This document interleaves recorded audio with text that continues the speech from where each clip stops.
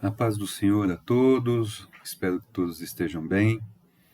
Hoje nós vamos iniciar o estudo da primeira matéria do último módulo do curso de Teologia do IBBC.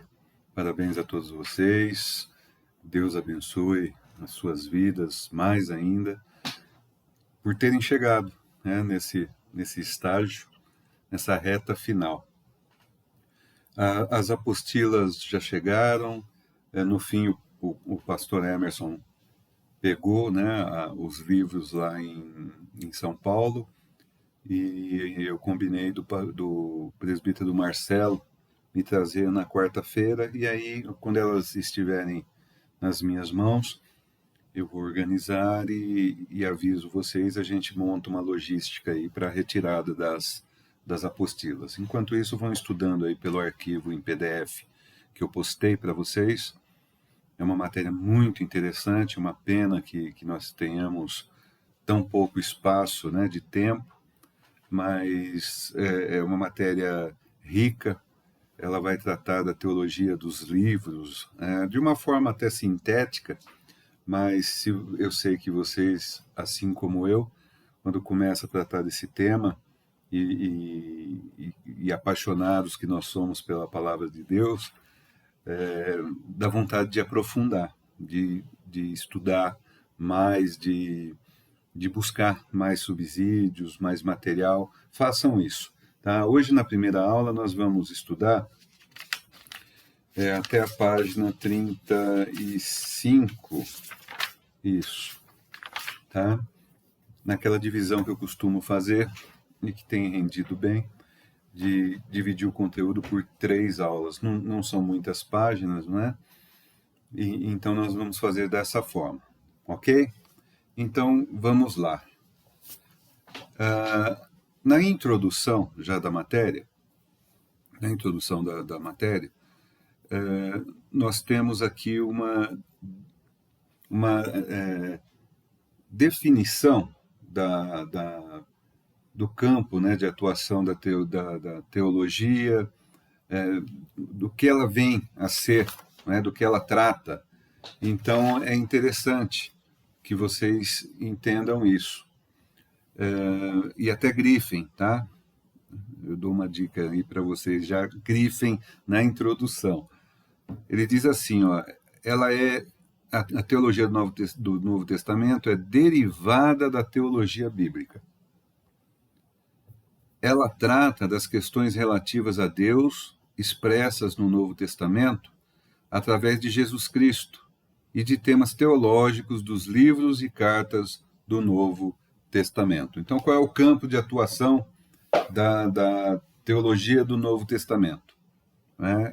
Ela trata das questões relativas a Deus, expressas no Novo Testamento, através de Jesus Cristo, e de temas teológicos dos livros e cartas do Novo Testamento. Ok?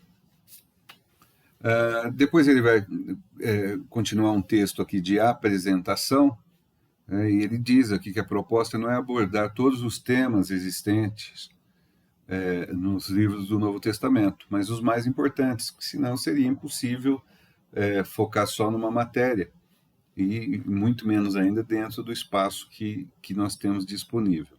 Tá? Então ele diz aqui, não iremos nos preocupar com temas que são importantes, como autoria, canonicidade, destinatário, propósito, contextos, porque são abordados nos demais matérias do curso, tá? Nos evangelhos sinóticos, no módulo 1, nas epístolas paulinas, no módulo 2, nas epístolas gerais, no módulo 3, e assim por diante. Ok?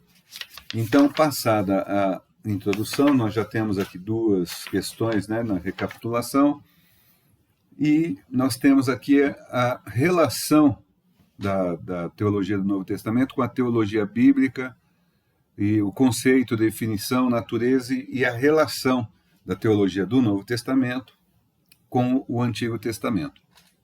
Tá? Então, olha só, a teologia do Novo Testamento, juntamente com a teologia do Antigo Testamento, que é também uma matéria do 3º ano, é um ramo da teologia bíblica.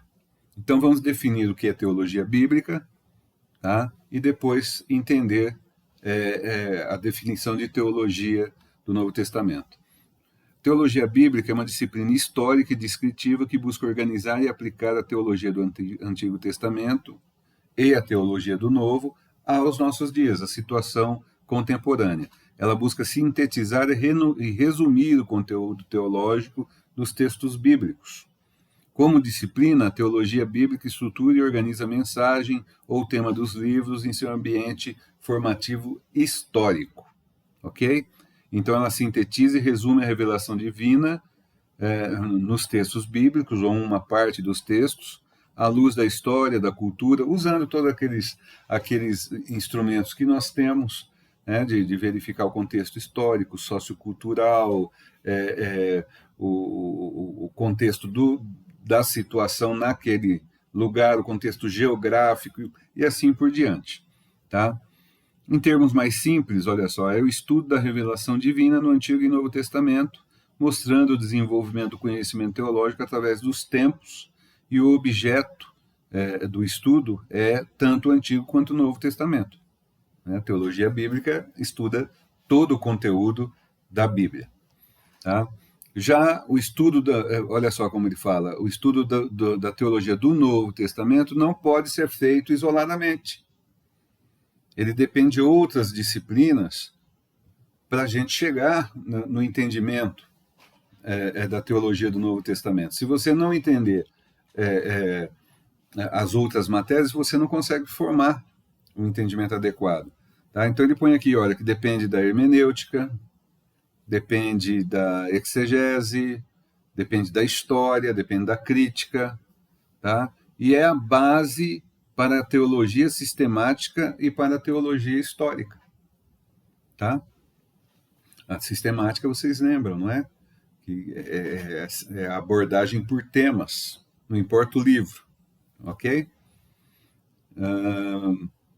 Não abordaremos aqui essas disciplinas porque elas têm, né, as matérias no curso.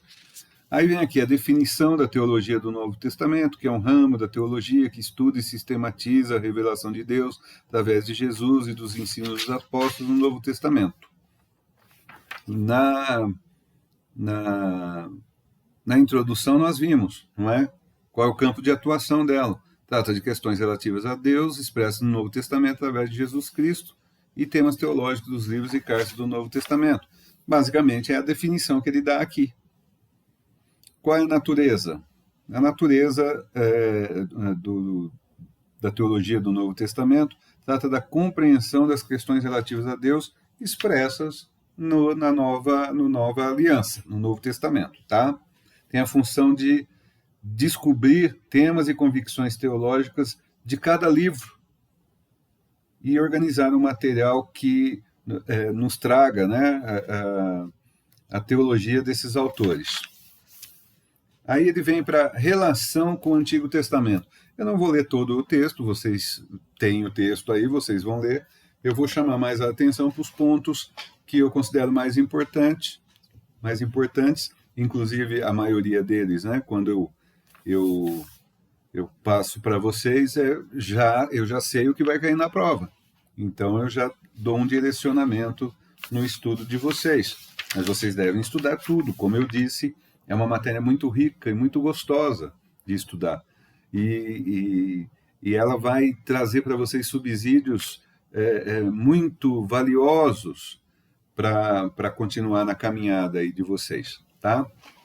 Até hoje eu peguei para estudar, para fazer um resuminho, né, um plano de aula, e se deixar eu fico aqui, eu vou atrás da enciclopédia, agora a gente joga no Google, está tudo, né, mais fácil de procurar, e você se perde, você viaja, né? É realmente uma coisa deliciosa. A relação com o Antigo Testamento é evidente, irmãos, é evidente. Tá? Ainda hoje, né, acreditem, ainda hoje há teólogos que se dizem teólogos, né, do Novo Testamento, que negam a relação do Novo Testamento com o Antigo Testamento. Isso é impossível, é impossível. Nós não podemos entender o Novo Testamento se não tivermos rudimentos do Antigo Testamento. O próprio Senhor Jesus disse: eu vim cumprir, não vim revogar a lei. Então ele veio cumprir o quê? Nós precisamos saber. Nós precisamos saber. Precisamos entender. Né? Quando ele fala, o Senhor Jesus fala, quando ele nos fala lá por os ensinamentos que ele nos dá, ele sempre faz referência à lei mosaica. Tá? Por quê? Porque Jesus era judeu e ele cumpria a lei, toda ela, ele cumpriu toda ela, ok? Então é evidente que a teologia do Novo Testamento terá relação com o Antigo Testamento. Olha só o que ele fala aqui, ó. O Antigo Testamento contém revelação progressiva que se desenvolveu num período de cerca de 2000 anos e deve levar em conta esse desenvolvimento no processo de elaboração de uma teologia. O Novo Testamento, olha só, completa essa revelação progressiva com a normatização, através das epístolas, principalmente, de temas obscuros para o Antigo Testamento. Tá? Então, é o que o apóstolo Paulo chama de mistérios. Para eles eram mistérios. Para nós, Jesus já veio. Para eles, não, era o Messias que haveria de vir. Os judeus até hoje estão esperando o Messias já veio. Já andou entre eles, foi morto, crucificado, ressuscitou o terceiro dia, já subiu aos céus, está à destra do Pai e há de vir muito em breve para buscar a sua igreja, arrebatar a sua igreja. E depois viremos com ele, né, no Armagedon, para livrar justamente esse povo judeu, não é, da aniquilação. Ok? Então, isso tudo era mistério lá no Antigo Testamento. Para nós já foi revelado. Né? Então, o Novo Testamento completa a revelação que vem progressiva. Toda a Bíblia fala de Jesus Cristo, desde Gênesis, não é? Até Apocalipse. Então, um complementa o outro, é progressivo. É progressivo. Olha só, o Novo Testamento não contém uma progressão na revelação. Ela não contém uma progressão na revelação. Por quê? Porque ela é a revelação, tá? Mas interpreta e completa o Antigo Testamento. Vamos ver aqui o que mais ele fala. Olha só, o Antigo Testamento tende a ser mais descritiva, a do Novo Testamento é mais confessional, mais pela fé. Né? Lá eles tinham a lei. Aqui a salvação para eles lá era obedecer à lei. Para nós a salvação é pela fé, né? Que vem pela graça que vem pela fé em Jesus Cristo, tá? É interessante aqui, ele fala de 3 escolas a respeito da relação entre o Antigo e o Novo Testamento, e depois vocês leiam aqui, é muito interessante. A primeira é a marcionita, tá? Que simplesmente aboliu o Novo Testamento, o Antigo Testamento. Aí vem a alexandrina, que é uma escola importante, com alguns pais, né, da teologia aqui, o Clemente de Almeida, Orígenes, tá?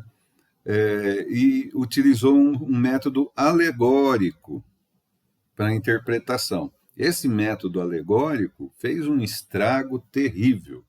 Tá? Por quê? Porque ele passou a ser, principalmente no item 3, aí vai falar de Agostinho, tá? Passou a ser um método da igreja na época medieval, na época das trevas, não é? E é utilizada pela Igreja Católica até hoje. Depois, se vocês derem uma pesquisada, vocês vão ver que esse método alegórico ele foi utilizado para justificar liturgias, doutrinas de homens. Muitas coisas eu tenho um exemplo, deixa eu ver se eu separei aqui. Não, eu não vou conseguir abrir. Eu não sei muito bem ainda mexer nisso aqui, pessoal. Mas, olha só, diz assim, olha, um exemplo para vocês. A interpretação alegórica, eu joguei no Google, apareceu uma aqui, eu escolhi ela aqui do monergismo e abri. A interpretação alegórica de Jó 1, do 1 ao 5, feito por Gregório, representa bem esse sistema de interpretação alegórica. Jó teve 7 filhos e 3 filhas. Acompanhe. 7 representa os apóstolos, já que 7 é composto de 4 e 3, que um multiplicado por outro vai dar 12. Os números 3 e 4 indicam que a Trindade é pregada nos 4 cantos da terra. As 3 filhas representam os 3 santos de Ezequiel 14:14, Noé, Daniel e Jó, que por sua vez representam o sacerdote, celibato e o que é fiel no casamento. Dá para acreditar num negócio desse? Complicado, né? Complicado, tá? E aí tem a escola antioquana, né? Que teve por protagonistas Inácio e Teófilo, que rejeitou a hermenêutica de alegoria, né? Essa que veio lá de Clemente, Orígenes, e ficou muito forte com Agostinho, tá? E ele já instaurou, né? Ou introduziu, instaurou, né? Parece que forçou, né? Ele introduziu essa visão mais correta, que nós reputamos mais correta, de que é necessário entender o Antigo Testamento para poder entender o Novo Testamento, tá bom? Objetivos da teologia do Novo Testamento. O objetivo específico é o de conhecer a Deus através da pessoa de Jesus, como a imagem do Deus invisível. Tá? Visa também conhecer as experiências dos cristãos sobre a influência dinâmica do Espírito Santo e interpretar suas novas atitudes em função da nova vida, uma vida regenerada que alcançaram. Tudo bem? Recapitulação 2. Tem uma questão muito interessante ali, né, que vocês vão ver a relação,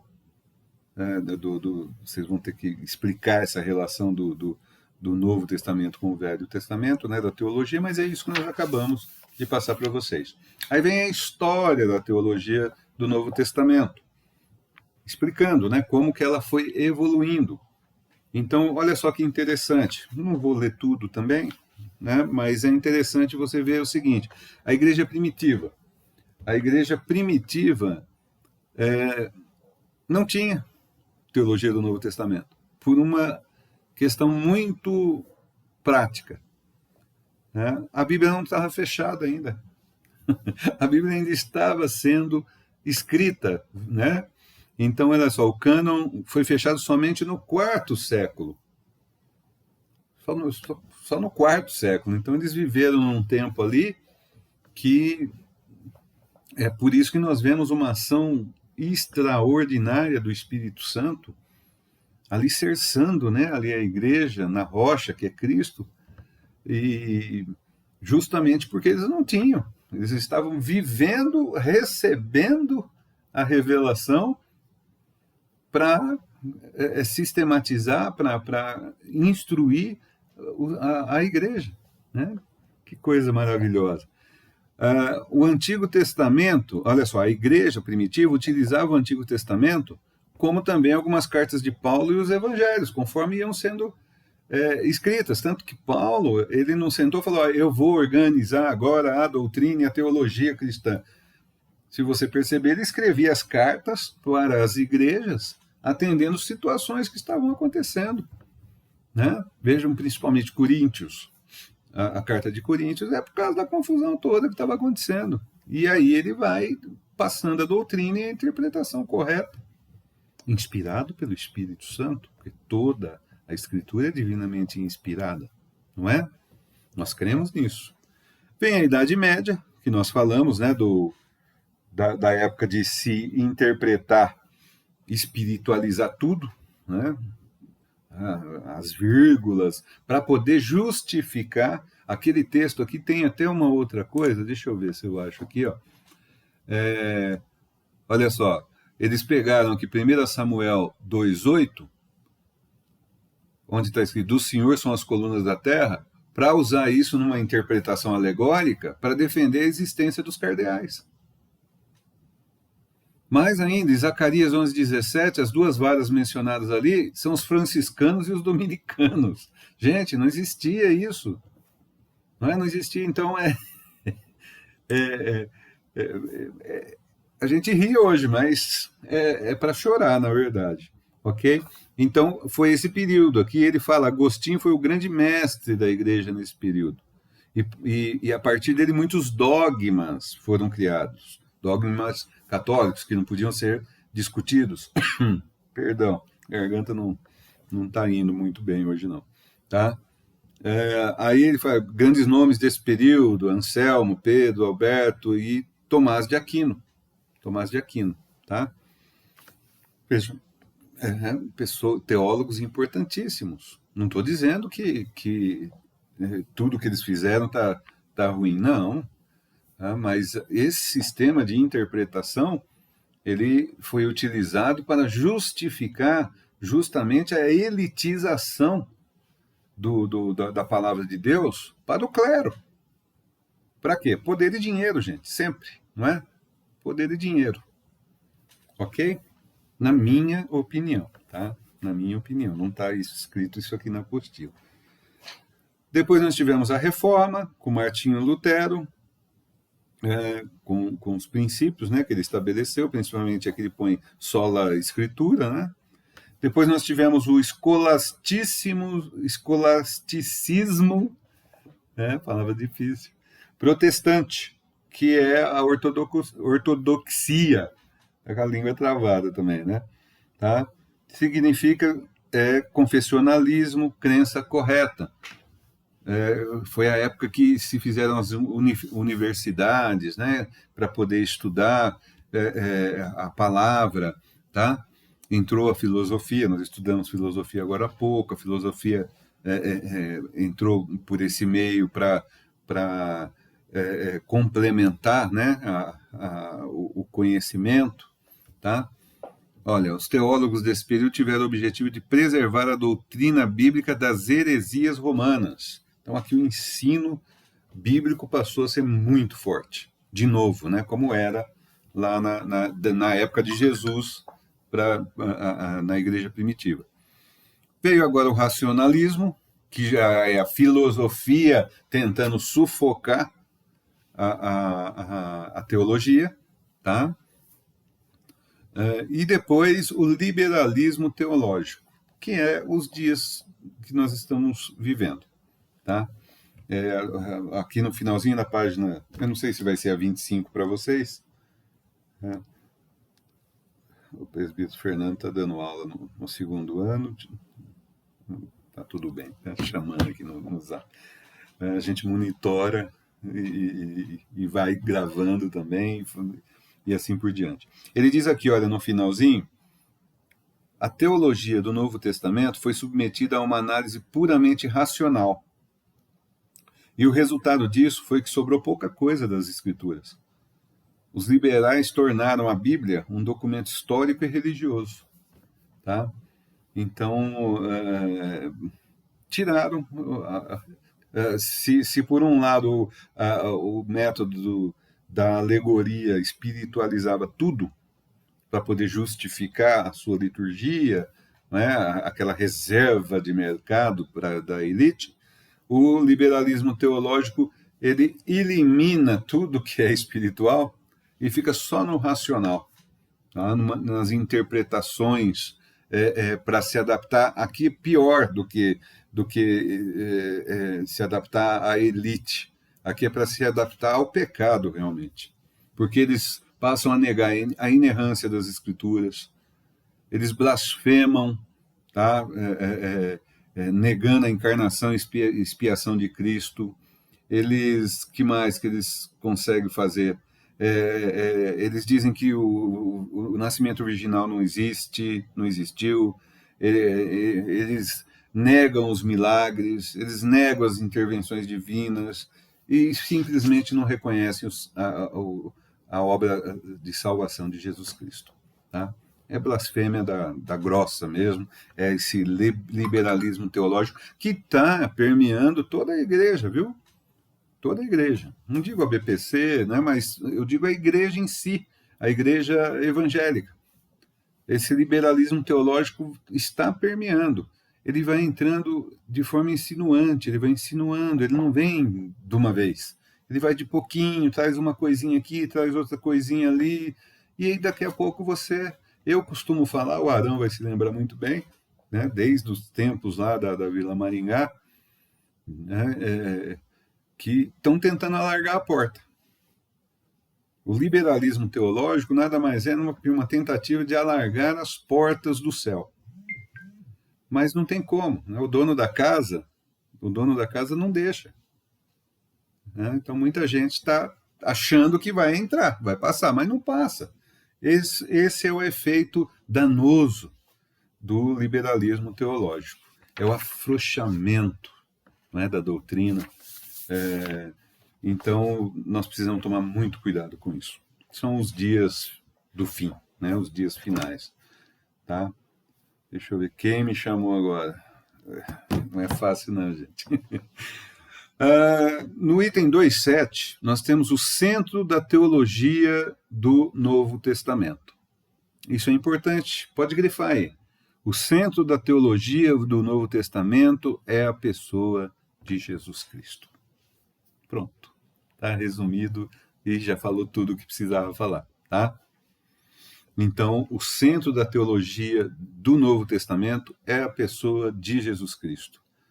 A pessoa de Jesus enquanto Deus, enquanto homem, enquanto Salvador, enquanto Redentor, a pessoa maravilhosa e bendita de nosso Senhor Jesus Cristo.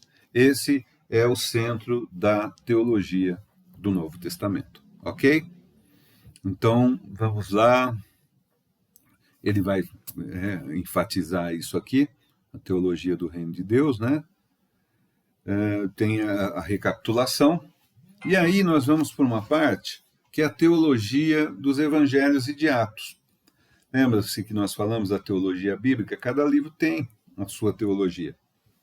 A teologia aplicada pelo autor, que foi transmitida a mensagem pelo Espírito Santo, e tem uma teologia. Tem ali uma revelação de Deus aplicável a todos nós. Né? Não só crentes, mas a toda a humanidade. Nós vamos passar muito por cima, muito rapidamente por cima disso. Quem tem a Bíblia de Estudo Pentecostal, que é a minha preferida, hoje o pessoal não gosta muito, tem tanta versão, né? As versões mais modernas, boas, outras péssimas. Eu gosto da Bíblia de Estudo Pentecostal, foi a primeira Bíblia que eu comprei quando aceitei a Jesus Cristo, e gosto dela. Né? Só vai mudando o tamanho da letra, né? Cada vez precisa ser maior. Tá? Mas ela tem, no início de cada livro, ela tem uma sinopse, ela tem um estudo introdutório, e aquilo é muito bom, gente, é muito bom. Tá? Deem uma olhada, quem tiver acesso, dê uma olhada, e é um material confiável.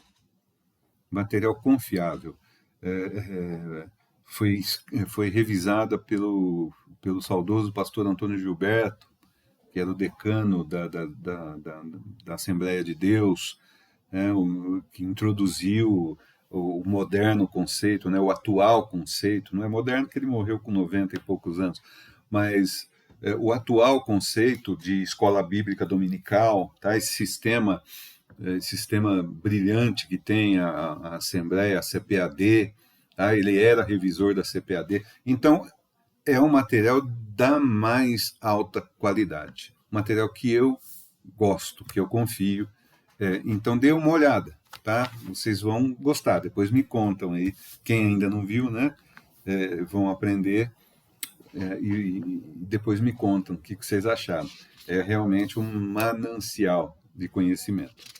Mas nós vamos passar por cada livro e puxando a característica principal deles, tá?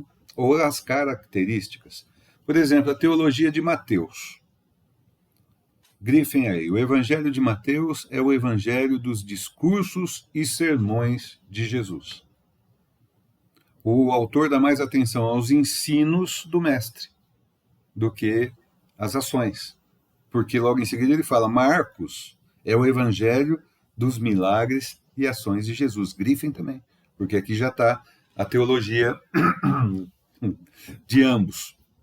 Tá? Então, a teologia de Mateus é o evangelho dos discursos e sermões. É o evangelho do ensino.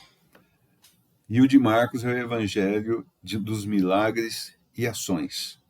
É o evangelho descritivo, né? Tá? Então, olha só, Mateus é o evangelho do Messias, a pessoa de Jesus é amplamente abordada, né? Como Jesus, filho de Deus, filho do homem, filho de Davi, Cristo, tá? O material desse evangelho está apresentado em tópicos relacionados com o tema geral apresentado nesse livro, o rei messiânico e o seu reino, tá? Ele vai falar, olha só, em seguida ali no item 1, na cristologia.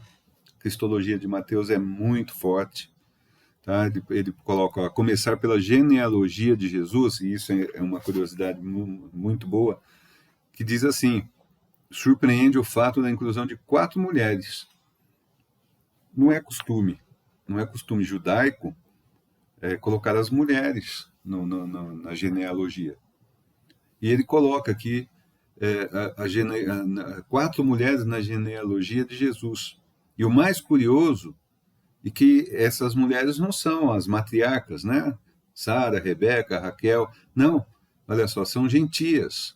E 3 das quais de caráter questionável, ele coloca aqui.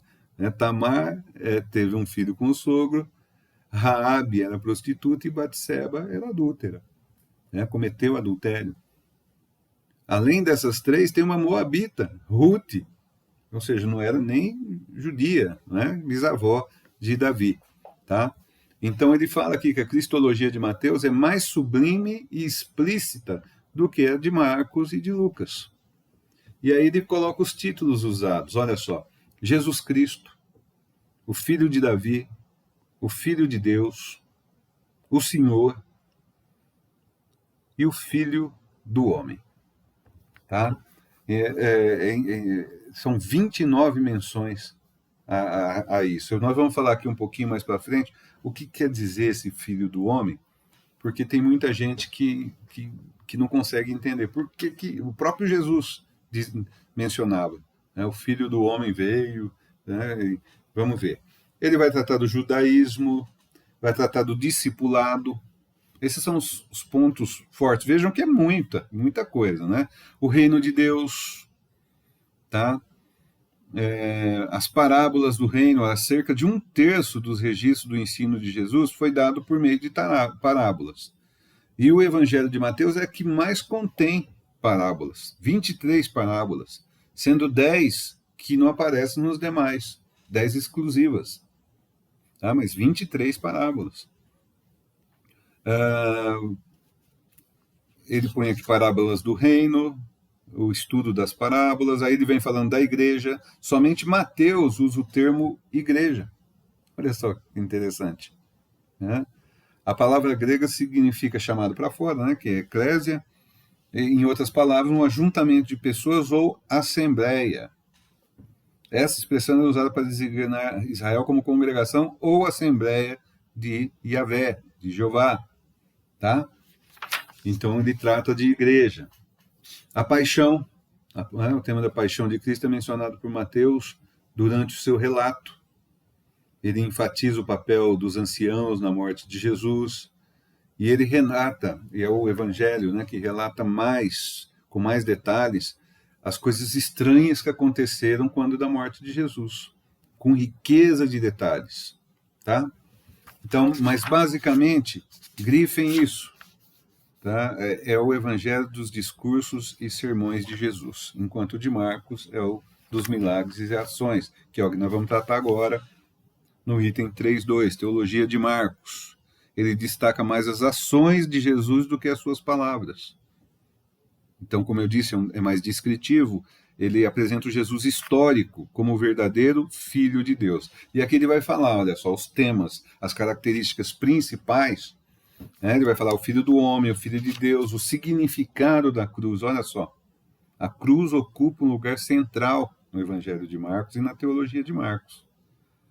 Por quê? Porque ele dá a devida importância à morte e ressurreição de Cristo. Ele fala da fé. Tá? E ele vai falar do reino de Deus. Mas vamos voltar aqui no Filho do Homem, ele fala assim, ó, esse título ocorre em todos os evangelhos, com cerca de 80 menções, sempre utilizado por Jesus.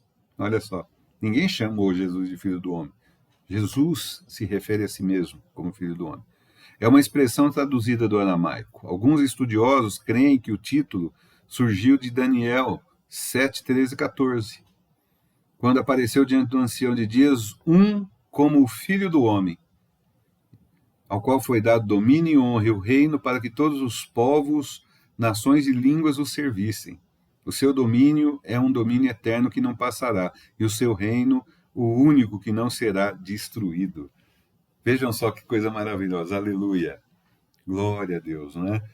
Jesus está dizendo, o filho do homem, se referindo a si mesmo. Ele está se referindo lá ao que está escrito em Daniel, tá? Que apareceu diante dos anciãos como o filho do homem, a quem foi dado domínio, honra e poder para sempre. Amém? É lindo, não é? É lindo mesmo. Por isso que eu falei para vocês, você começa a estudar isso aqui, você fica maravilhado, cada dia mais apaixonado pela palavra de Deus e apaixonado por Deus, né? Tá? Então, essa é a origem disso. Muita gente fica pensando, por que filho do homem? Né? Não é Deus? Né? Mas quando ele se refere a si mesmo nesse sentido, ele está se remetendo ao texto de Daniel, a revelação que teve Daniel, quando viu, né, como o filho do homem. Amém.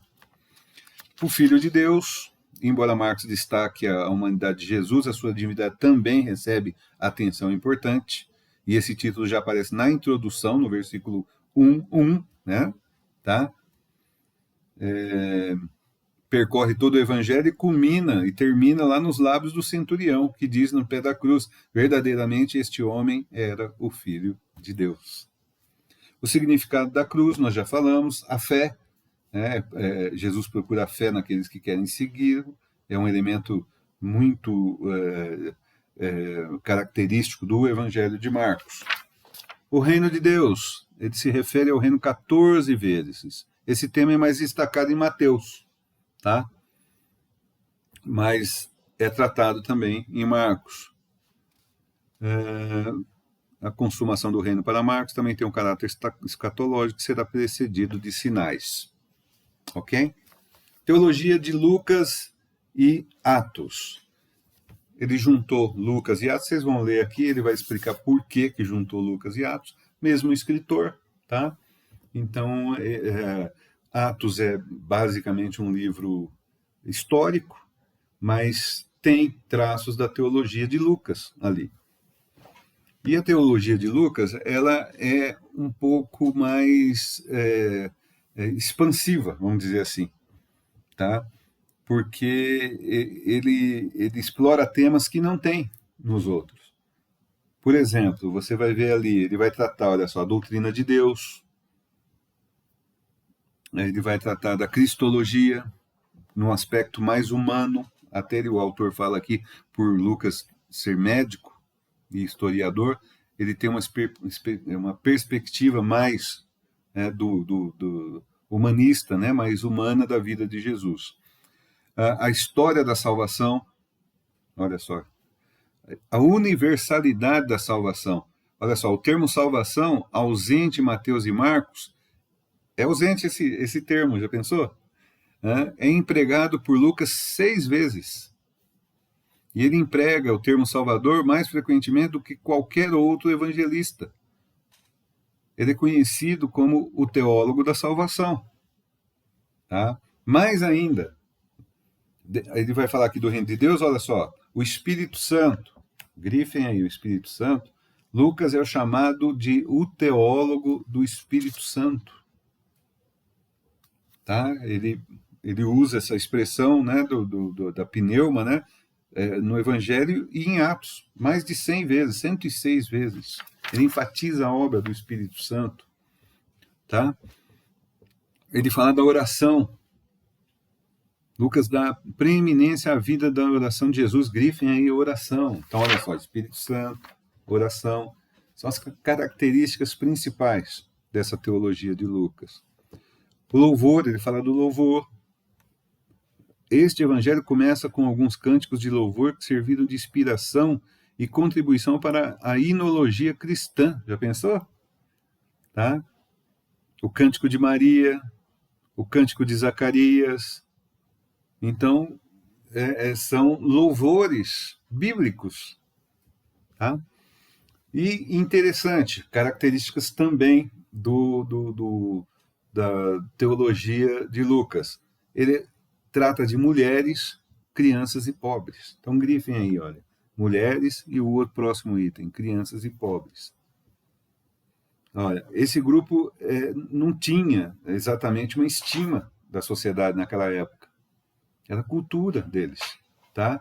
Só que no Evangelho de Lucas destaca a importância das mulheres no mundo e no ministério de Jesus Cristo, mostrando que Jesus deu o valor, Jesus inseriu. Tem gente que fala que as escrituras são machistas, mas Jesus foi o primeiro a reconhecer valor e direitos às mulheres. Tá? Então, olha só, uma oração antiga feita por muitos homens: bendito é o Senhor porque não me fez mulher. Tinha essa oração dos judeus. Então, havia esse machismo, né, naquela sociedade. Tá? Mas Jesus se cercou de mulheres na obra, para ajudar, para fazer a obra. Né? Então, ele cita aqui Isabel, Marta, Maria, Maria Madalena, Joana, Susana, Lídia, né? E assim vai. Berenice, Damares. Elas contribuíram para o ministério de Jesus e acompanhavam como discípulas, e outras foram curadas e receberam milagres. Aliás, se você pensar bem, a quem Jesus apareceu primeiro depois de ressuscitar? Pensa aí, e depois você me fala, tá bom? Então, tanto na teologia de Lucas, no Evangelho, quanto no livro de Atos, as mulheres recebem um destaque especial. As crianças e os pobres também, eles não tinham muita importância, mas no ministério de Jesus Cristo, eles recebem destaque. Né? As crianças recebem um tratamento especial. Ele trata da infância de João Batista, ele trata da infância de Jesus. Aos pobres, eles são mencionados 10 vezes por Lucas, o que revela a importância que eles tinham no ministério de Jesus. Tá? Ele veio para pregar aos pobres. A bem-aventurança, né, de 6:20, destaca simplesmente os pobres. A família de Jesus era pobre, assim por diante. Ele vai tratar também da paixão de Cristo, um tema relevante, né, na teologia de Lucas.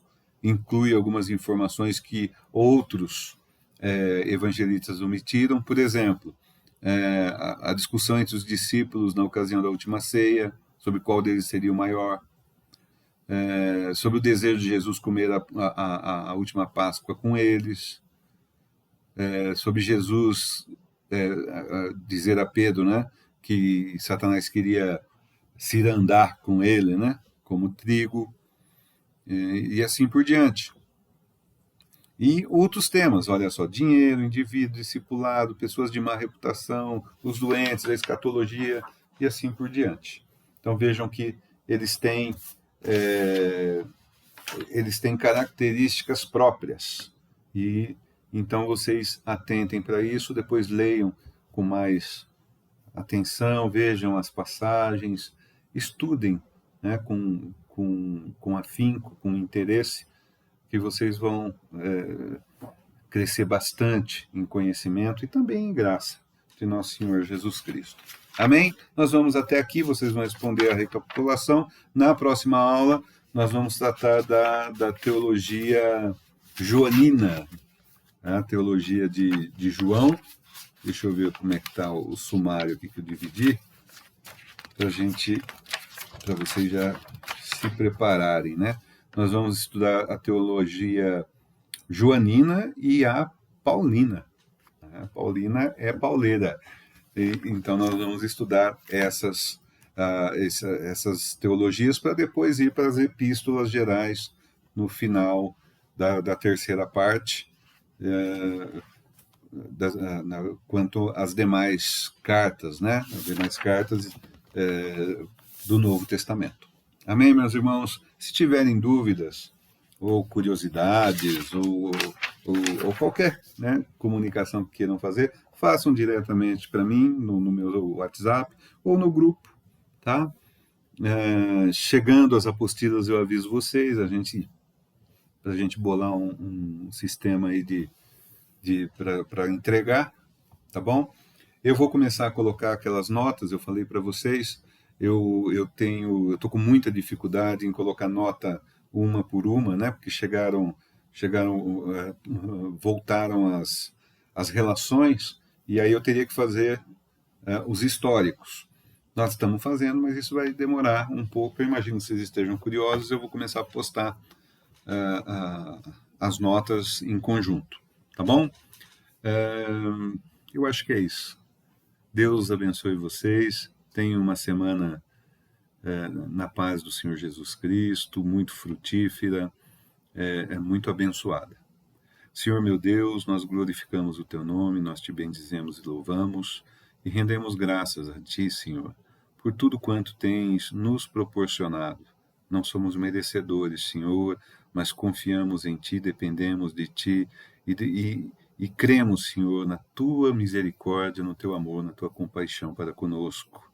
Senhor bendito, abençoa a cada irmão, a cada irmã, livra-nos, Senhor, de todo mal e seja conosco, Senhor, dando-nos sabedoria, entendimento, discernimento para aplicarmos o que temos aprendido nas nossas vidas, para que as nossas vidas sejam agradáveis diante de Ti. Seja conosco, Senhor, nós te pedimos, em nome de Jesus Cristo. Amém. Deus lhes abençoe e fiquem todos na paz do Senhor Jesus Cristo.